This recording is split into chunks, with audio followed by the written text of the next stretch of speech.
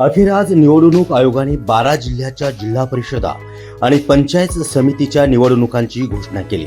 महाराष्ट्रात 36 जिल्हे आहेत, त्यापैकी फक्त 12 जिल्ह्यात नियमाप्रमाणे राखीव जागांची संख्या असावी, म्हणजेच या 12 जिल्ह्यातील ग्रामीण जनतेला आपलं मत देण्याची संधी मिळेल। बाकीच्या जिल्ह्यांमध्ये ही व्यवस्था झाली नाहीये, त्याचा खुलासा झालाच पाहिजे। निवडणूक आयोगाला वर्षानुवर्ष काहीच काम नव्हतं, मग हा प्रकार होण्याची कारण काय? राज्यातील नगरपालिका निवडणुका संपन्न झाल्या, त्या ठिकाणी नगराध्यक्ष बसले आणि कामकाजही सुरू झालं। आता परवा महानगरपालिकेच्या निवडणुकाही संपन्न होणार आहेत। त्यानंतर 5 फेब्रुवारीला म्हणजेच तेथील संपूर्ण शहरी विभाग आणि 1/3 ग्रामीण विभाग यांना मतदानाची संधी मिळणार आहे।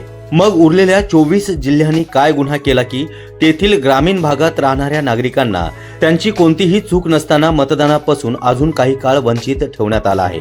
त्यातच 2 ते 3 महिने सतत आचारसंहिता लागू असल्याने अनेक विकासांची कामं थांबली आहेत। आता ही घोषणा झाल्यामुळे लाडक्या बहिणींनाही त्यांची अपेक्षित राशी मिळेल की नाही मिळणार याचीही शंकाच आहे। कारण न्यायालयाने आदेश दिल्यामुळे आयोगाने आपले काम सुरू केलेलं आहे, पण जोपर्यंत संपूर्ण निवडणूक प्रक्रिया पार पडत नाही तोपर्यंत आचारसंहितेचा बडगा कायम राहणार आहे। आपल्या देशात लोकसभा, विधानसभा, महानगरपालिका, नगरपालिका, जिल्हा परिषद आणि पंचायत समिती या सर्व निवडणुका एकाच वेळी घेण्याचा प्रस्ताव आहे। तसा कायदाही करण्याचा सरकारचा इरादा आहे, पण असा कायदा करणं आणि त्याची अंमलबजावणी करणं किती कठीण आहे हे आपण समजून घेतलं पाहिजे। वरच्या यादीमध्ये आम्ही ग्रामपंचायतीचा समावेश मुद्दाम केला नाही।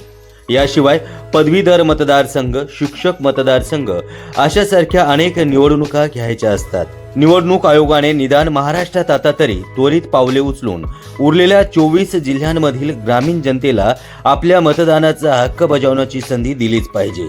न्यायालयाच्या आदेशाप्रमाणे फेब्रुवारी अखेरपर्यंत या निवडणुका संपन्न झाल्या पाहिजे। आयोगाने त्यासाठी पुन्हा मुदतवाढ मागू नये म्हणजे मिळवली। नेहमीप्रमाणे विदर्भ आणि खानदेशातील जिल्हे निवडणूक न घेण्याच्या यादीमध्ये आहेत। हे सुद्धा नवल नाही की काय? असो, आयोगाला यापुढे तरी सुबुद्धी सुचो।